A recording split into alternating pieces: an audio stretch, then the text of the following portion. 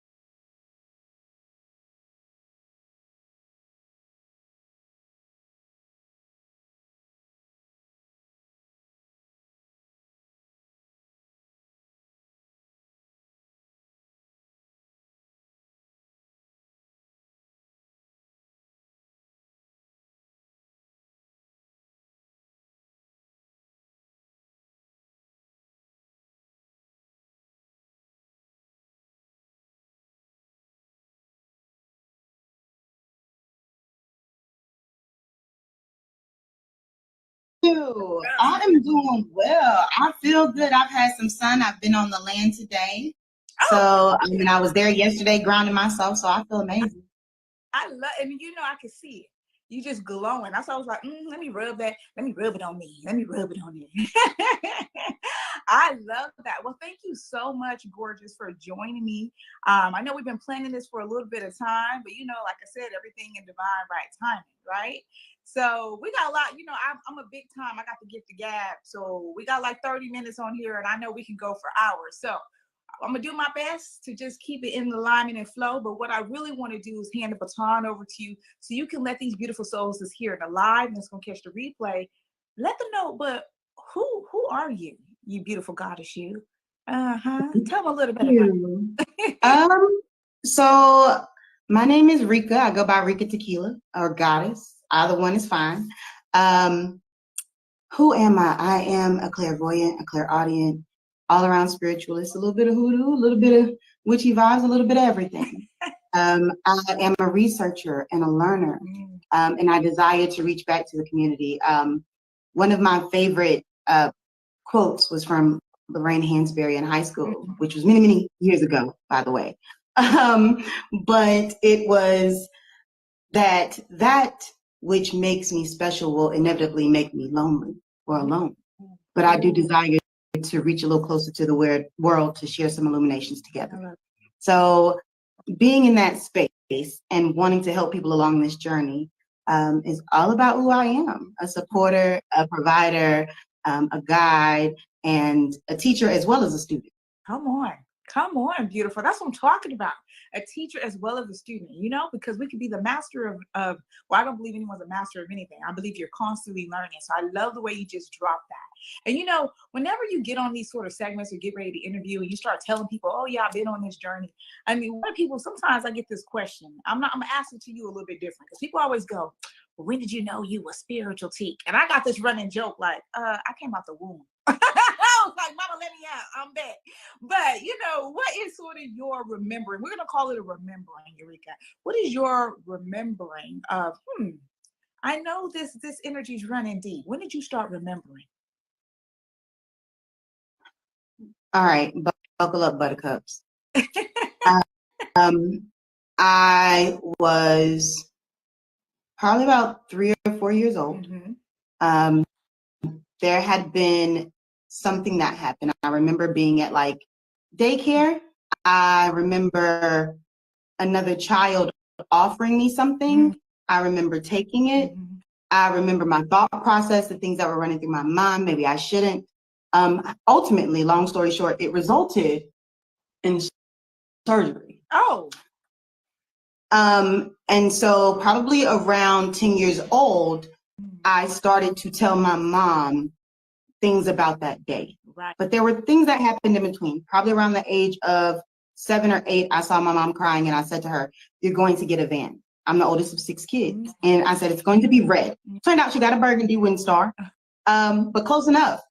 And so at a very early age, I started to have dreams, conversations, visions that were repetitive.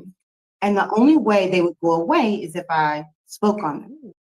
So my mom really kind of ushered me into that by, number one, showing that she believed, and number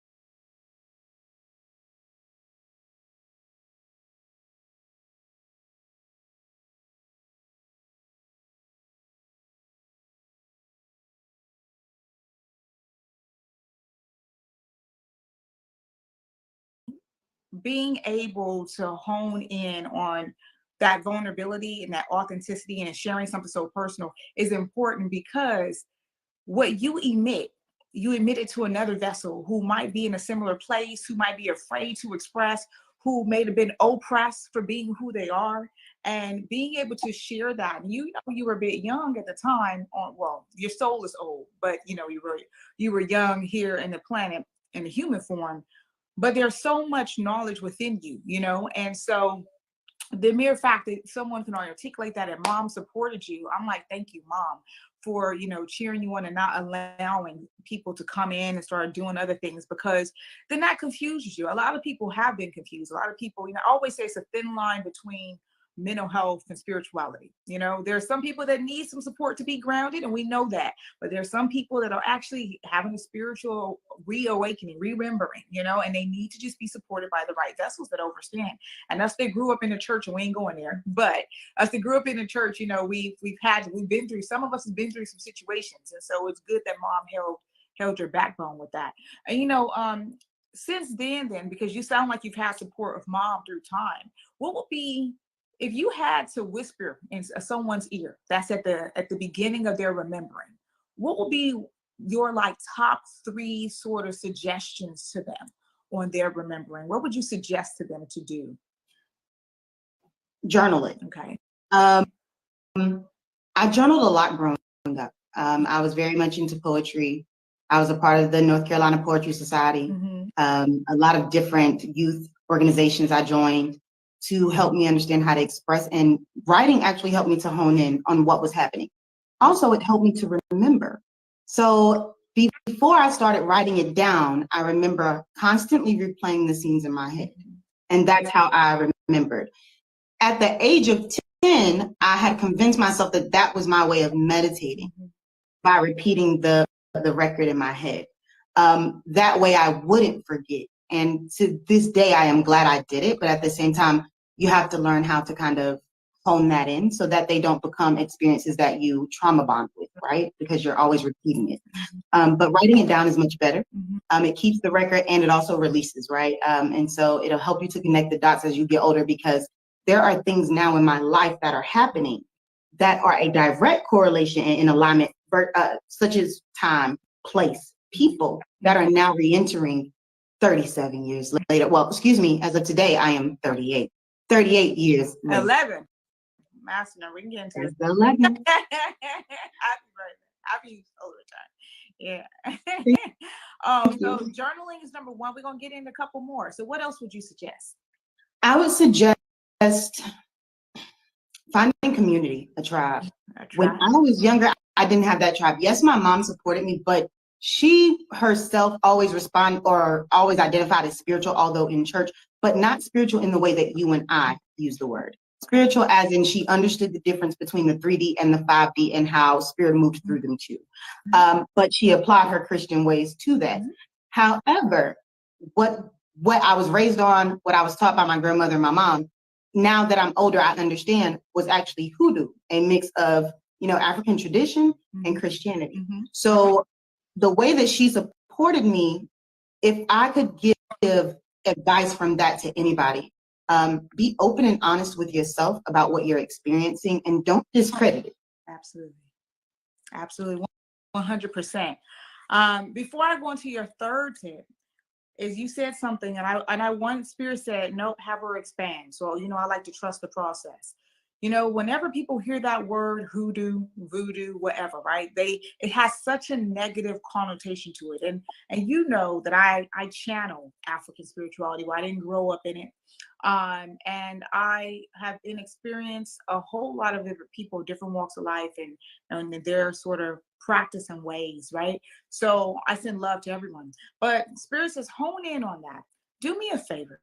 And can you just define what it means to you, the hoodoo religion and practices, just so people can have a bit of clarity around that? Let's take away that negative sort of stigma that is. Oh, 100%. So like you, I did not grow up in African tradition. Knew very little about it except for what I had probably learned in high school through Cultural History Week or something like that. And so the way that I came upon it is once I got into my spiritual journey and I started to have spiritual awakenings and reconnecting with my own gifts from my childhood, I met someone.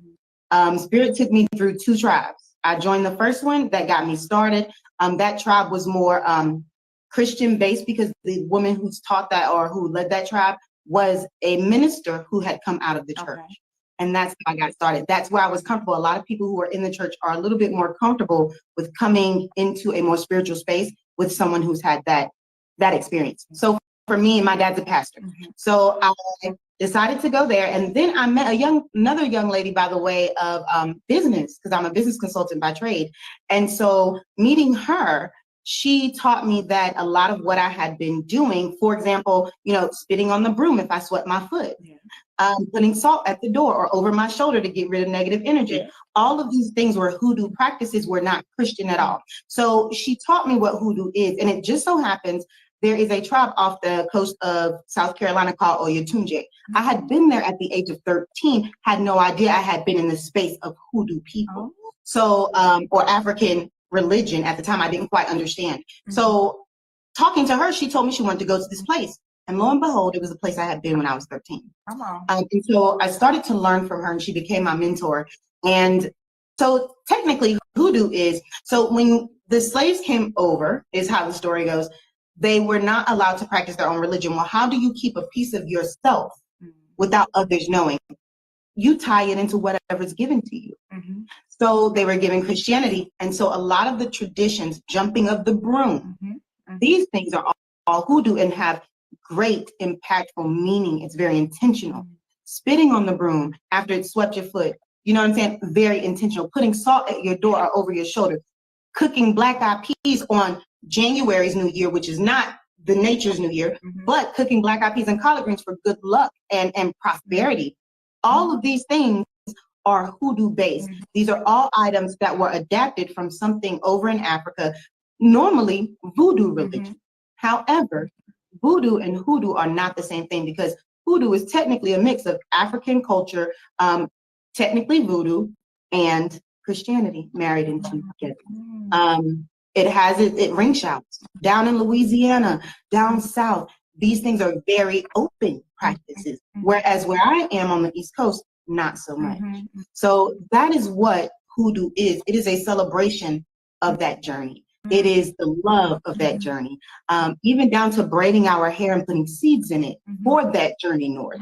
All of that had carried with us within hoodoo spirituality. And that's why when you go to different churches, because I've been to all of them, my dad's a pastor, you do not see in other churches outside of Black churches, the dancing, the singing in tongues, the shouting. That is a very spiritual aspect that actually comes from hoodoo tradition. Thank you so much for taking a moment there. I mean, for trusting spirit, because the thing is for me is, I think it's important, especially when spirit downloads into my mind eye, to just go and explain it a bit further. Because so many people, as soon as they hear something, they get a bit afraid, right? And they get afraid because they've been conditioned. And when you're conditioned with a pattern of belief, and people hear me talk about it all the time, you get stuck in that rhythm and that pattern. When in actuality, all we need to do is go within, because everything is in our DNA. And so when you get into your DNA, it holds that infinite knowledge and it shares that. And it's important, just like anything, keeping it real, any sort of activity can have any sort of vibrational frequency attached to it, depending on someone's intention. But if your intention is to pour out, reciprocate that love, that high vibration, that is what you're going to get back. And that goes for anything and everything. So beautiful souls out there in the world, okay? You've heard it here from Rika, okay, about the hoodoo traditions. Everybody, we're going to step away from the negative connotations and we're going to see it in love and in light. Boom. And I will add to that a lot of hoodoo is for protection, right? So if you think about being in another country where you are being stripped, where you are being, molded into something that you are not, it's a very painful process. A lot of hoodoo is steeped in cultural herbalism. So the herbs you find outside. So they were healers and they were healing the children of these people who had enslaved them. Hoodoo was in everything, everything, even down to your collard greens, baby, everything. And hoodoo even means cooking with love. You know what I'm saying? Cooking certain things on certain days with certain intentions. So you're absolutely right on that. As far as the intention that you put in it is what you get out. So if you intend to protect yourself that's what you will do. If you intend to block and or harm, that's what you will do. If you intend to love and to grow and to heal, that's what you will do. Absolutely. And being, how people define spirituality and how they utilize and harness the energy, the things they become aware of is so important, because like you said, if someone wants to intent harm, well, we don't recommend that because karma is a real law. Yes, ma'am. And it will come back and knock you back. Okay. So be careful what you do, dibble and dabble in how you set your intention, rise above it, beautiful souls, do things with love, in love. And so that's message that we screaming, right? Yes, and I will say the reason why for that, especially if you are a star seed, if you are a galactic being, if you are a spiritual person, the things that we choose to do ricochet back to us 20, 30, 40-fold, because although you are highly protected, you are also blessed and graced with great responsibility in this spiritual community. You just cannot go along doing the things that you want to do. For example, I see a lot about love spells. I do not tell people to practice that because you cannot bend somebody's will and that will boomerang back.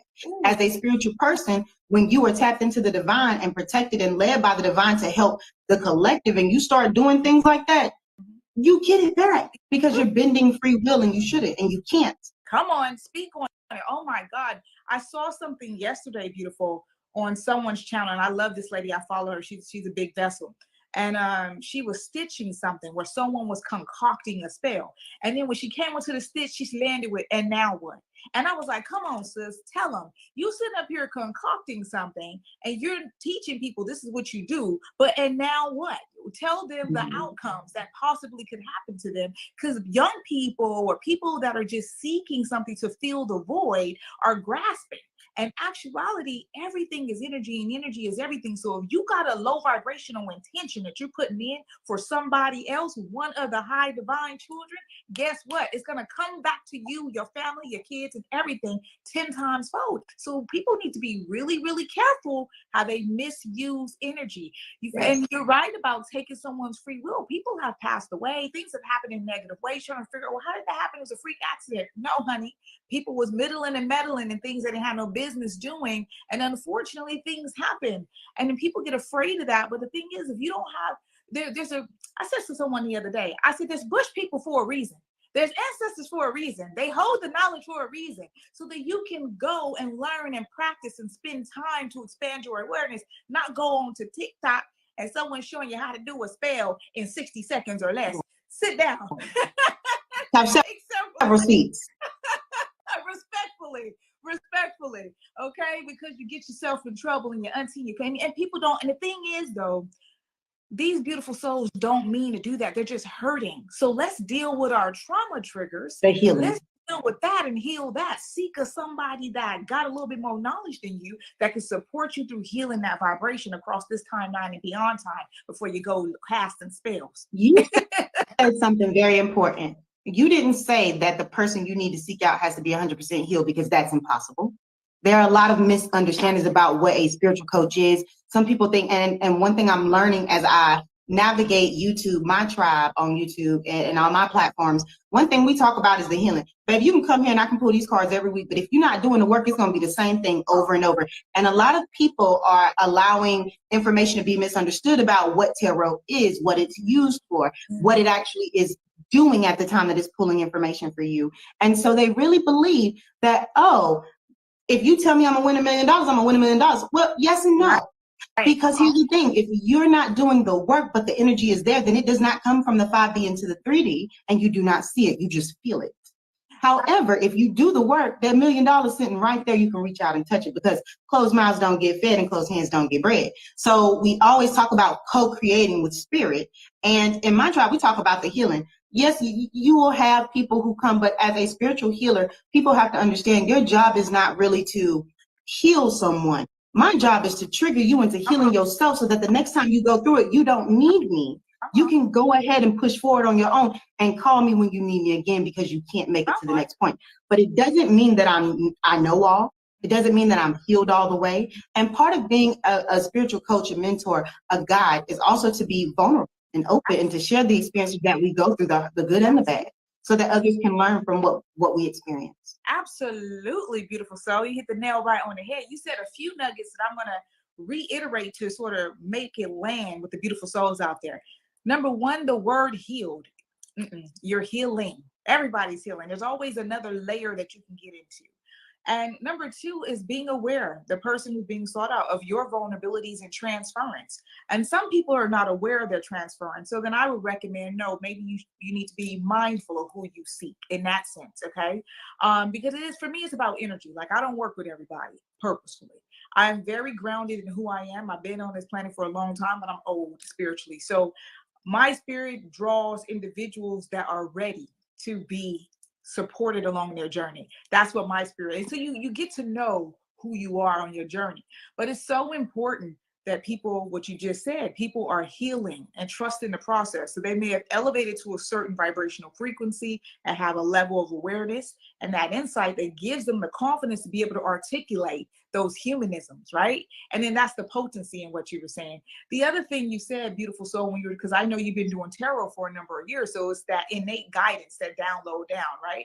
And people getting caught into the words. Words are powerful, they hold the vibration, but they don't understand the energy of the connection when you're connecting with someone. And just for beautiful souls to understand, when Eureka or myself, whoever's pulling the card, right? The thing is that your higher self is sending a frequency to her. She's not just like, the channels is open from the crown. So because the channel is open, the information, the ping, ping, pong, pong, she's delivering what it is that your higher self says. So exactly, like she said, if you don't put in the work, then how you gonna expect for some things to happen? The law of attraction is real. Understand that you can be going here going, I want this, kumbaya, but if you're not gonna take the action and get it, sugar dumpling, and guess what? If it land in your face and you go, oh, it's not for me yet, then you're pushing the frequency away. So yeah, the power and control sits with the vessel. So, and that's why coaches are needed.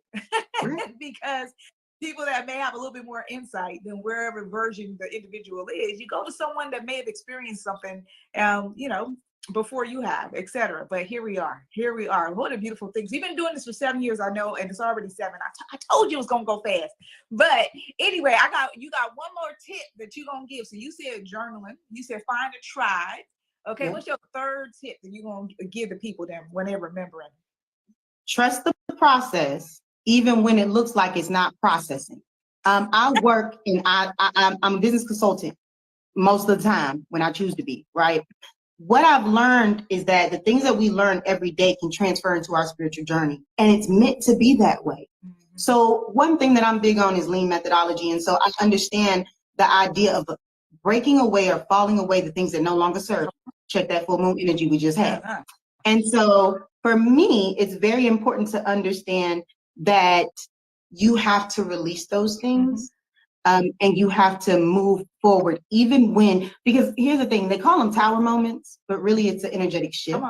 And it's meant to happen for you, not to you. Mm-hmm. So it may not look good or feel good. And it may seem like that, oh, it's not happening. Mm-hmm. Or, oh, it's getting worse. But sometimes you got to hit rock bottom to get to the top. So you have to trust that no matter what it looks like, it is actually working out for your good. I cannot tell you how many times I have broken down and cried because I thought that something wasn't working out. And bada bing, bada boom, there it is. And it comes out of nowhere, and it's never going to look like what you think it will look like. It's always going to look like something else. And that's what you have to be mindful of. You also have to be mindful that what goes up must come down. So as things are shifting upward in your life, expect something over here to just drop a little bit, because you have to have that balance. Nothing is going to be sunshines and rainbows on this journey. And I understand we practice love and light. We teach and preach love and light. But the reality is it's going to be some dark days. Come on. Some hurtful days. Yes. Some real bad days. Some I want to cuss days. Yeah. You have to be able to be okay with all of that and embrace it, because your beauty is just as beautiful as your ugly, and your ugly is just as beautiful as your beauty. So you have to take it all as it comes. And anybody who cares for you will understand that the good and the bad all come together. You will never know what the light is without the dark, and you would never know what the dark is without being in the light. Woo, and she drops the mic. Okay. And let it get louder for the people in the back. Well said, beautiful soul. I love every last word of everything you said. I'm always screaming, trust the process as well. So we on the same frequency when it comes to that. And you, listen, I don't need to say nothing else because you said it all. That is absolutely beautiful. You heard it plain. Miss Eureka the goddess, or Rika the goddess. has let y'all know her 3 top tips, Sugar Dumpling, is journaling, find you a tribe, and trust in the process no matter how ugly it get. The ups and downs, the lows, fall on your back, she said, get up. That was so beautiful, okay? All of it's a part of piece of the puzzle and the bits in between. So Sugar Dumpling, I'm excited because I'm about to hug you in like 10 days or something like that. You know, I'm so excited. So before I get to my final question, tell us, because I know it's a lot of things coming on. First, I want you to, it's like 3 questions. Oh God, we're going to go over a little bit more. Tell the people them, first of all, what's coming up, where you about to be, how they can, and then the second part of that is how they can tap into you if they want to get a reading or something like that. But let's start with what's coming up. So in the description box of my bio, you or in the, I think it's in the stories, you may notice the Alkaline Festival. So I am super excited to hug on my beautiful sister here and meet her at the Alkaline Festival, August 2nd through the 4th in Yadkinville, North Carolina. Let me tell y'all what's special about this place. Yadkinville, North Carolina, the location of this actual event is going to be on Black Indigenous land. Let me tell you what that means. What that means is that this land was already owned by African American, Native American people for 400 years, meaning these people were already here. They did not come off of a vote. The gentleman who owns the land will be telling the story and the history of that land. It's also the location of where live alkaline water is sourced, a company that's owned by or co-owned by Mr. T. Walker, who is a rapper here in North Carolina and community activist. So I have found my tribe here. And so we will be at the Live Alkaline Festival. We'll be at the Alkaline Festival on August 2nd through the 4th. 3 days, 2 nights of camping, morning meditation, meditation with Tiik, a couple of sessions with me about spirituality and this journey, as well as some live performances, food, and there is a on-site garden. So we'll be drinking the water and eating the food that is actually nourished by this water, directly from the land, taking a shower in it for 3 days and 2 nights. I'll see y'all in the woods because we're not going to the So exciting. So y'all beautiful souls that can make it happen. Y'all need to come hug us, come join with us, come earth and ground with us, come feel the elevated vibrations with us. Yes. Ancestors with us because you know us hypersensitive people, we're gonna be having some conversations. Yeah. I am loving it. I'm loving it. I'm so excited. My inner child is about to just burst and run through this whole flat. So anyway, my love, anyway, earlier, you know, so, anyway, you mentioned something earlier, but it brought me to my last question, which is about being, well, I got this brand that I started called Wonderfully Weird. So anytime someone comes on here, I ask them what makes them wonderfully weird, because growing up, when I grew up, I couldn't openly talk about the things that would download to me or what I knew. And when I did, my mom would be like, girl, you scaring people, you need to stop. You know, so anyway, as time went on, I still am who I am. And it's wonderfully weird. You know, you say, oh, that's what it was. You said you felt different, but no, you are wonderfully weird. So tell the people then, what makes you wonderfully weird? What makes me wonderfully weird is that ever since I was a little girl, every Halloween, I dressed up as a witch, primarily because of the mole on my nose. And that actually cultivated all my little weird witchy ways over the years. And lo and behold, I actually own one, two, three, four, I have about 7 wands. I collect them. I'm a Harry Potter connoisseur, and if you ever see me at Harry Potter's world, baby, don't get in my way, because I'm all over all day. You gotta come to England so we can go to platform 9 3/4. And you know what? I think what we don't realize is what makes us wonderfully weird is the ability to just steep ourselves in the experience and immerse ourselves in the magic of alchemy. And we do it as kids and don't even realize it, right? So we're always running around doing things as kids. And when you play pretend, you believe it. When I was young, y'all, my favorite game was Office. I got my mom and dad's college books, and I would set up different rooms, and I would make my siblings be my workers. And today I own a consulting firm. You know what I'm saying? When I was younger, I would collect bugs and dry out leaves and cook in a skillet. I would cook honeysuckles in the summertime on the concrete because it was hot. And so I didn't realize that would evolve into me making intention candles and shipping them places to people all over the US. Or I was always a person who loved to play spades. My parents played spades. I'm an spades player. I will bust you on a spades table. I plan to bust a couple of y'all at the Alkaline Festival. But that turned into my affinity for tarot because I could read the spades cards and tell you the whole story around the table. And I realized that I was always, I'm hearing, what is her name? It's a poem called Always. It's actually on the Tyler Perry movie.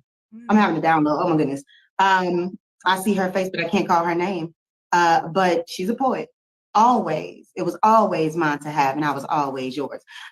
It was always mine. Come on. And I was always it. Come on. I belong to my gift, and my gift belonged to me. Come on. Oh my goodness. I can't remember that woman's name. And if I remember her name, y'all would be like, I can't remember. remember. In the comments if you remember, but I can see it in your eyes. I saw you go. I see it. Yes, ma'am. I'm so excited. Y'all heard that? I'm loving every part of you. I know you're going to have some wands on you, so I expect a bit of magic when I hug on you next week.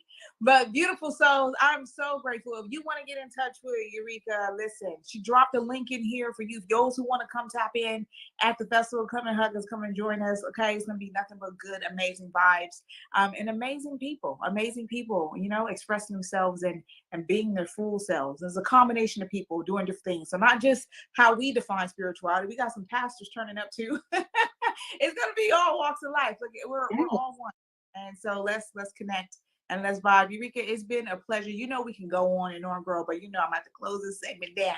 But I love you. I look forward to hugging you. And yeah, you know, synchronicity, boo, from the moment I met you. Yes, ma'am. From the moment And I look forward to just embracing your beautiful energy. And the day that I saw you on screen, I never would have thought, but I just looked at you and I knew right then. I said, I need to find out who she is. And I'm glad I did. I'm glad you follow spirit. That's our ancestors, girl. And now we are fully connected. That we are. Love. I'll speak to you soon. Asheo. Asheo. Oh. Woo, beautiful souls. Now, wasn't that fun? I say that was fun. She fills me up. You know, I love it when I get authentic people on the screen. I love it. I love it. I love it. I love it. All the beautiful people that I have the privilege to interview are so amazing. And I just love when I see people remembering who they are and channeling their truth. So y'all don't hesitate. We got another beautiful soul out there doing their thing in North Carolina.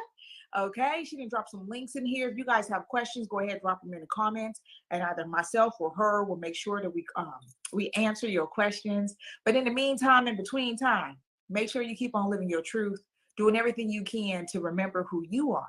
Okay, tapping into your higher vibration and your higher self. Right. Remember what she said. Journal, get you a tribe. Right, and trust the process. I love you guys. Until next week. Oh. I'm gonna be on an airplane. Wait a minute, we might. I'm like, where we going?